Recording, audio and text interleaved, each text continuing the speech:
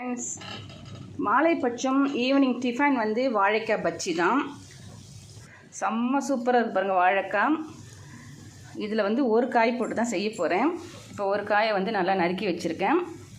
பஜ்ஜி மாவு ரெடி பண்ணியாச்சு. பஜ்ஜியும் ரெடி ஆகிட்டுருக்கு. ரொம்ப எம்மியாக இருக்கும். இது நீட்டாக போட்டு தான் சாப்பிடுவாங்க. எங்களுக்கு இப்படி பண்ணால் தான் பிடிக்கும். அதனால் அழகாக குட்டி குட்டியாக ரவுண்ட் ரவுண்டாக போட்டு பஜ்ஜி ரெடி பண்ணிட்டேன். இதுக்கு தொட்டுக்க என்னென்னு பார்த்தீங்கன்னா சாம்பார் தான். இல்லை சட்னி, தேங்காய் சட்னி அரைக்கலாம். நான் தேங்காய் சட்னி அரைக்கல. சாம்பார் தொட்டே சாப்பிட்லாம். ரொம்ப சூப்பராக இருக்கும். காஃபி கூட சாப்பிட்லாம். இல்லைன்னா அதுக்காக தான் இந்த பஜ்ஜி. சுட சுட பஜ்ஜியும் காஃபியும் நான் சாப்பிட போகிறேன். பசங்களுக்கு சாம்பார் கூட பஜ்ஜியை கொடுத்துருவேன். இந்த காம்பினேஷன் யாருக்கெல்லாம் பிடிக்கும். ஏன்னா காஃபி கூட இந்த பஜ்ஜியை சுட சுட சாப்பிட்டா அவ்வளோ சூப்பராக இருக்கும்.